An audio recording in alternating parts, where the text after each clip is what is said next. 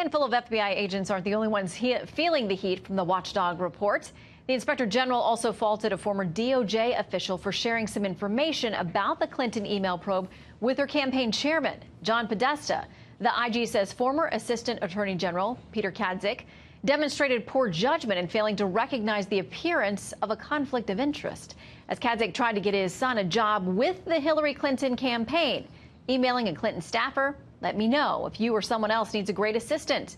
My 25-year-old son is ready for Hillary Rodham Clinton." All right, let's bring in Peter Schweitzer, New York Times bestselling author of Clinton Cash. Peter, welcome. Great to have you with us. Thanks, Shannon. Okay, so let's start there with Peter Kadzik. I mean, he clearly had some connections and personal relationships with the Clinton campaign and others. What do you make of that initial assessment by the IG that, you know, there was some kind of connection, but it wasn't enough to taint this?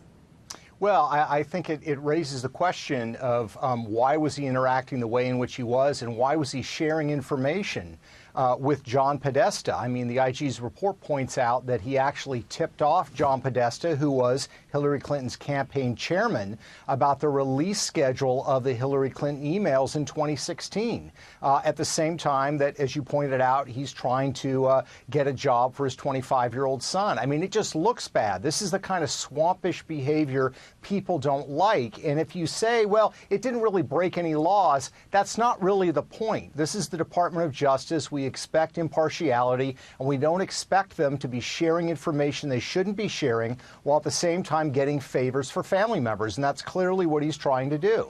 Well, and someone else mentioned quite a few times in this report that a lot of folks may not have expected to figure so prominently is former Virginia Governor Terry McAuliffe, obviously very, very close to the Clintons, a key political player with them and the party more broadly as well. There's talk in here of his connection, his PAC's connection in donations to Andrew McCabe's wife. We've been over that territory before, but there's quite a lot of admonishment here that there were sizable donations and that the recusal happened, but maybe it wasn't fully respected by McCabe once this was in full play.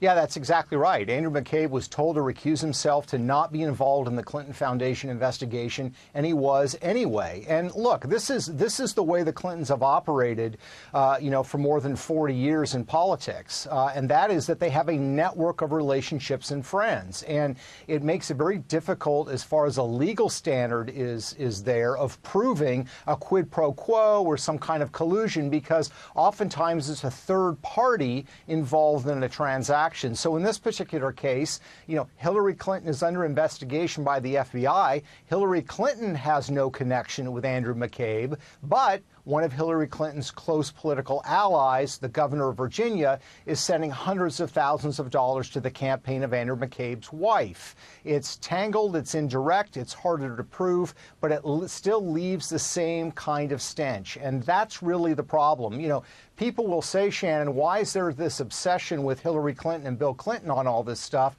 She's not in office anymore. The bottom line is this is not about the Clintons. It's about the rule of law. It's about impartial justice. And I think as this IG report shows, that's certainly not what we got in these Clinton investigations. So a lot of folks reading this, especially conservatives looking at this report, say Hillary Clinton got all kinds of passes that she shouldn't have. It's clear that there were findings that the texts of a number of these FBI agents were supportive of Hillary Clinton and very anti-Donald Trump, then a candidate. But here is what the Senate's top Democrat, Chuck Schumer, had to say about it today. Director Comey's mishandling of the publicity around the Clinton email campaign all accrued to the benefit of then-candidate Trump, not the other way around. It was Trump who benefited from all these mistakes, so it hardly reflects deep state or bias against him. Okay, so that sort of sums up all of the press releases I got from every Democrat on the Hill in my email inbox today. It didn't help Hillary. It hurt her. It helped Donald Trump. There was no bias. The GOP is trying to link this to somehow discredit the Mueller investigation. There's no proof of a deep state. And that James Comey he went public with the Hillary Clinton email investigation, but he stayed silent on the Russia investigation, on and on and on. They say that it actually was very bad for Hillary Clinton in the end.